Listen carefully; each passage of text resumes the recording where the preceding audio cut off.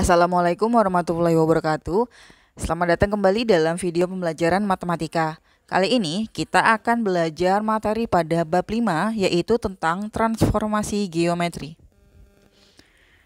Jadi, transformasi geometri itu adalah proses pemindahan atau pembentukan hasil suatu bayangan dari suatu titik atau pada kurva. Jadi nanti posisi awalnya adalah titik X, Y. Setelah bertransformasi, maka titiknya akan menjadi X-aksen dan Y-aksen. Nah, ada lagi penjelasan yang lain bahwa transformasi geometri itu merupakan perubahan suatu bidang geometri yang meliputi posisi, besar, dan bentuk bangunnya. Kalau transformasinya nanti hasilnya kongruen dengan bangun yang ditransformasikan, maka disebut dengan transformasi isometri. Untuk transformasi isometri ini nanti ada dua jenis, yaitu isometri langsung dan isometri berhadapan. Ini nanti akan kita bahas setelah ini, di mana nanti transformasi isometri langsung itu berupa translasi dan rotasi, karena bentuknya masih sama, sedangkan transformasi isometri nanti yang berhadapan itu termasuk refleksi. Itu nanti kita pelajari. Kita langsung saja. Nah, ini ada dua bagian yang akan kita pelajari.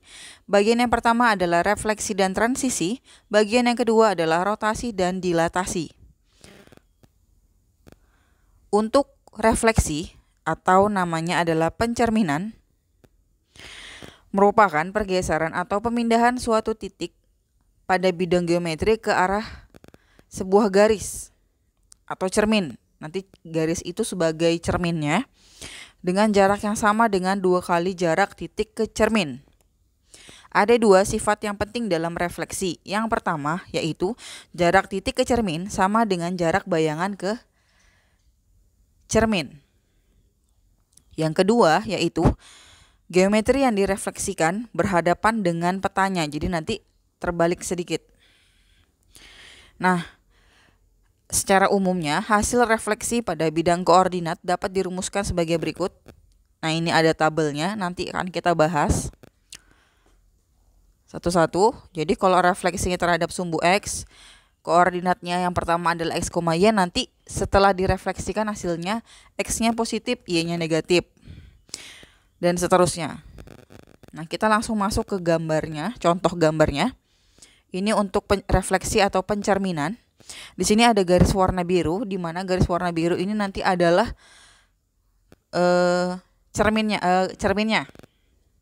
Di sini ada segitiga di sebelah kiri. Nah, segitiga di sebelah kanan ini adalah pencerminannya. Kemudian yang di bawah ini yang mirip-mirip seperti ikan. Kalau kita refleksikan atau kita cerminkan, hasilnya juga akan seperti ini. Kita lihat bahwa gambarnya terbalik. Sama seperti kalau kita bercermin. Nah, di sini kita masuk langsung ke bagian titik. Ada titik A di 4,3. Sekarang kita akan refleksikan terhadap sumbu X. Ingat sumbu X, berarti ini kita cerminkan melalui sumbu X. Berarti nanti ada di bagian bawah. Karena dari A ke sumbu X itu jaraknya ada 3.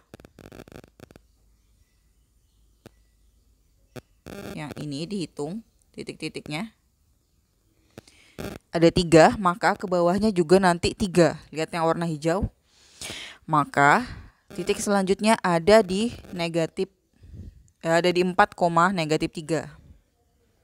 Nah, titik asalnya tadi A 4,3, refleksinya A aksen. Jadi A petik atas itu namanya A aksen 4,-3. Jadi koordinatnya tidak pakai tanda petik. Kemudian, nah ini berubah tadi ya. Refleksi terhadap sumbu X, jadinya ini. Kemudian sekarang ada titik B, kita refleksikan lagi terhadap sumbu X juga. Jadi kita hitung dari B ke sumbu X itu melewati 7 satuan. Maka dari sumbu X ke bawah juga kita lewati 7 satuan. Sehingga B aksen titiknya di sini, yaitu -5, -7. Yang dari negatif 5,7 setelah direfleksikan terhadap sumbu X, maka hasilnya B aksen adalah negatif 5, negatif 7 titiknya. Kemudian titik C juga direfleksikan terhadap sumbu X ke atas, berarti sejauh 5. Maka kita hitung juga sejauh 5. Di sini titiknya. Sehingga yang awalnya C 3, negatif 5 kita refleksikan terhadap sumbu X menjadi C aksen 3,5 positif. Nah, ini terhadap sumbu X. Nah, sekarang yang terhadap sumbu Y, pencerminan terhadap sumbu Y. Di sini ada titik A 4,3. Kita refleksikan terhadap sumbu Y ini ke kiri sejauh 4. Kita buat dari sumbu Y ke sebelah kiri juga sejauh 4. Nah, kita beri titik. Maka titik koordinatnya adalah negatif 4,3. Kita tuliskan A 4,3. Kita refleksikan terhadap sumbu Y. Jadi SB itu sumbu. Hasilnya menjadi A aksen negatif 4,3. Ini juga sama dari B 7,0 direfleksikan terhadap sumbu Y, jadinya di 7,0. Seperti itu semua. Nah, jadi kalau terhadap sumbu X tadi, titik yang berubah adalah titik Y menjadi negatif. Kalau terhadap sumbu Y pencerminannya, maka nilai atau koordinat X-nya berubah tanda. Yang tadinya positif jadi negatif atau yang negatif akan menjadi positif. Nah, sekarang pencerminan terhadap garis X sama dengan Y. Jadi bentuk X sama dengan Y yang garis ungu ini. Jadi 1,7 kita cerminkan. Jadi dia turun, miring. Ini dihitung titik-titiknya itu. Yang kuning yang melewati titik-titik itu 1, 2, dan 3. Maka ini menjadi 3 juga. Maka titik selanjutnya ada di 7,1. Sehingga A 1,7 direfleksikan terhadap X sama dengan Y, hasilnya adalah A aksen 7,1. Jadi terbalik. Kita lihat lagi. 5, negatif 4.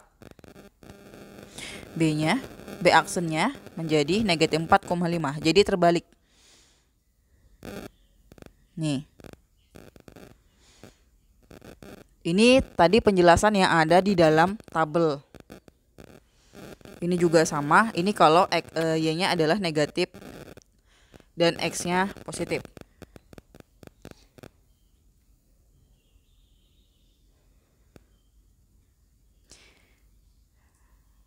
Posisinya berubah dan tandanya juga berubah. Di sini kita lihat B-nya adalah 1, negatif 6 direfleksikan terhadap titik X sama dengan negatif Y, itu jadinya 6, negatif 1. Jadi terbalik. Ini pencerminan terhadap garis X sama dengan 4. Jadi nanti X-nya di sepanjangan 4 itu, garis ungunya. Pencerminannya pun sama. Nah, jadinya kalau titik A-nya 1,4 direfleksikan atau dicerminkan terhadap garis yang warna ungu, kita lihat itu dari A ke garis ungu itu ada 3 langkah. Maka dari garis ungu ke titik selanjutnya juga nanti 3 langkah. Semuanya kita hitung sehingga nilai A-nya nilai X-nya berubah, nilainya tetap. Ini juga sama, cuman dia bedanya ada di bawah. Ini pun sama.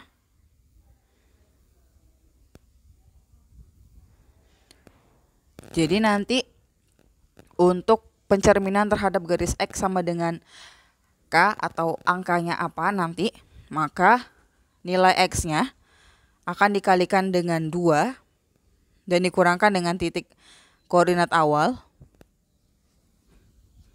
Kemudian nilai Y-nya tetap. Nah, sekarang ini kalau yang garis Y sama dengan H. Y, atau di sini kita ambil Y-nya sama dengan 3. Di sini yang garis kuning ke atas itu berjarak sebanyak 5, maka juga ke bawah yang warna hijau jaraknya juga sebanyak 5. Sehingga dari 2,8 menjadi 2, -2. Koordinatnya dilihat. Jadi aksennya. Dan seterusnya seperti itu.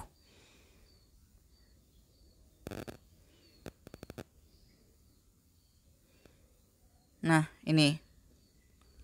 Nanti lebih jelasnya akan ada contoh soal langsung dengan koordinat tanpa menggunakan gambar. Itu ada pada video selanjutnya. Nah, sekarang kita masuk ke bagian kedua, yaitu translasi atau pergeseran. Jadi translasi itu adalah transformasi yang memindahkan titik atau bangunan dengan cara menggeser titik atau suatu bangunan dengan jarak dan arah tertentu. Misalkan ada titik P, X, Y, koordinatnya, translasinya adalah A, B. Maka nanti P aksennya menjadi koordinat X ditambahkan A, koordinat Y ditambahkan dengan B.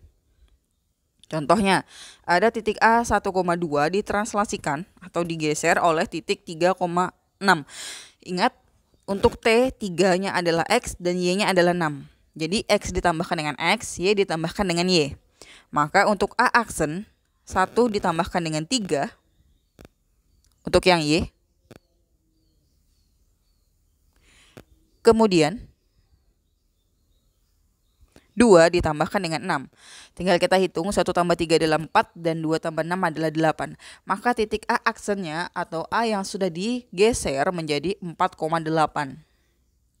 Contohnya ini saya punya ada titik 3,2 kita geser menjadi titik 7,8. Pergeserannya adalah 4 langkah ke kanan dan 5 langkah ke 6 langkah ke atas. Maka dari A 3,2 menjadi A aksen 7,8.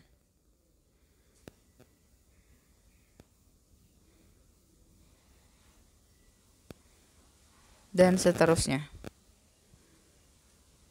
Kalau dia ke kanan atau ke atas, tandanya adalah positif. Kalau dia ke bawah dan ke kiri, maka translasinya adalah negatif.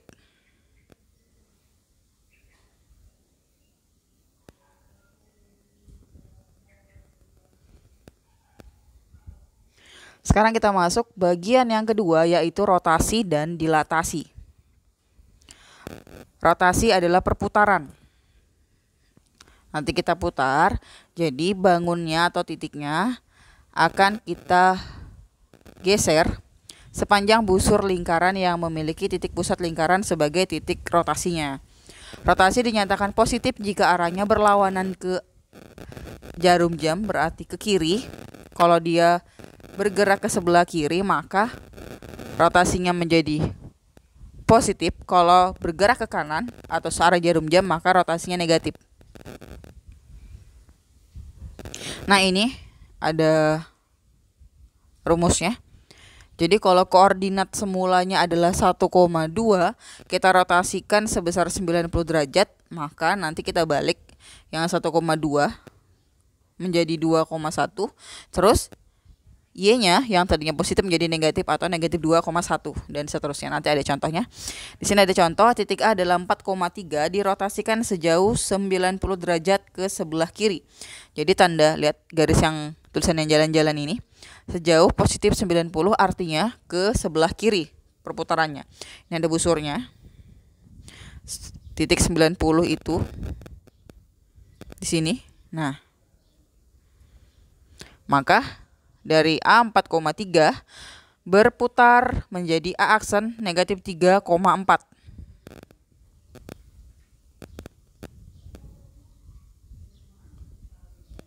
Nah, seperti ini. Kemudian B negatif 3,4 dirotasikan sejauh 90 positif, maka ingat ke sebelah kiri lagi perputarannya.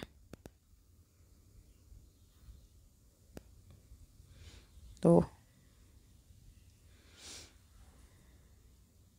Ini masih 30, 40, sampai di titik 90.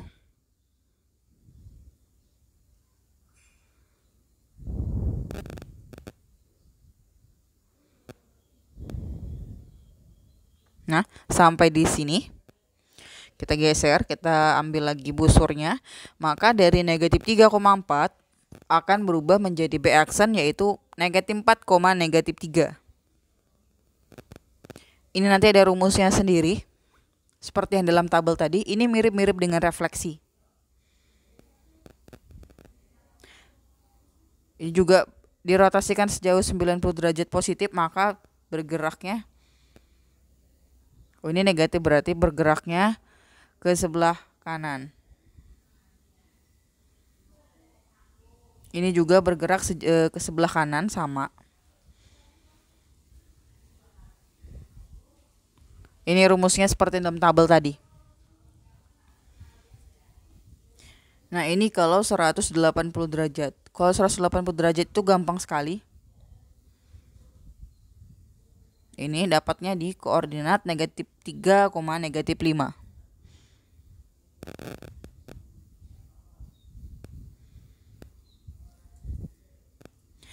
Kita lanjut ke bagian yang keempat, yaitu dilatasi. Dilatasi adalah proses pengalian ukuran bangun atau benda. Pengalian ukuran yang dimaksud dapat berupa pembesaran atau pengecilan tergantung dengan skalanya. Kalau skalanya berupa bilangan bulat, maka dia akan membesar. Tetapi kalau skalanya berbentuk pecahan, maka gambarnya akan mengecil.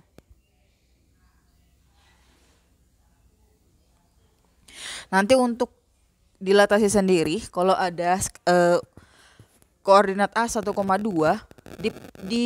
dilatasikan dengan skala 2, maka X-nya dikalikan 2, Y-nya dikalikan 2. Dimana tadi 1,2 semua dikalikan 2 menjadi A aksennya adalah 2,4.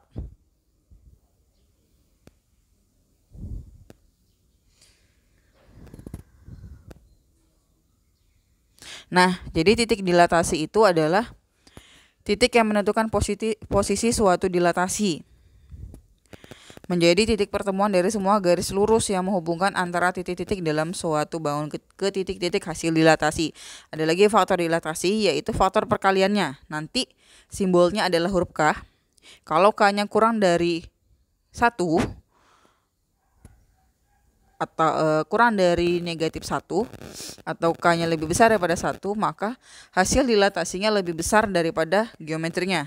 Tetapi kalau K-nya di antara negatif 1 dan 1, maka hasil dilatasinya lebih kecil daripada bangun geometrinya. Ini contohnya. Di sini ada sebuah segitiga, di mana titik A-nya negatif 2,2, titik B-nya adalah 4,1, dan titik C-nya adalah negatif 1,5. Kemudian, kita dilatasi sebesar 0,2.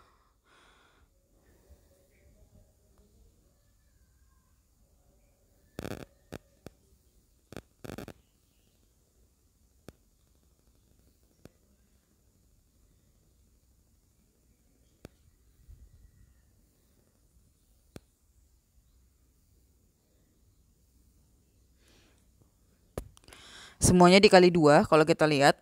Dari titik A, negatif 2,2 kita kalikan 2, hasilnya adalah aksen negatif 4,4. Titik B, dari 4,1 dengan skala 2 menjadi B aksen 8,2. Titik C, dari negatif 1,5 dilatasikan atau dikalikan dengan angka 2, hasilnya adalah negatif 2,10.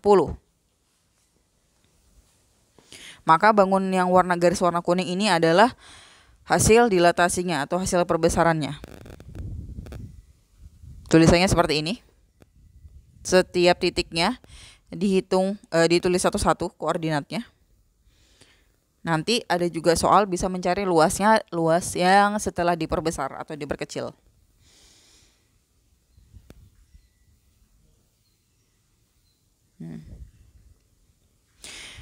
Di sini ada lagi sebuah segitiga. Titik A-nya adalah negatif 7,5, titik B-nya adalah 7,5, negatif 5, dan titik C-nya adalah 0,6. kita dilatasikan dengan 1/2. Artinya akan menjadi kecil, lebih kecil setengah. Nah, A itu negatif 7,5.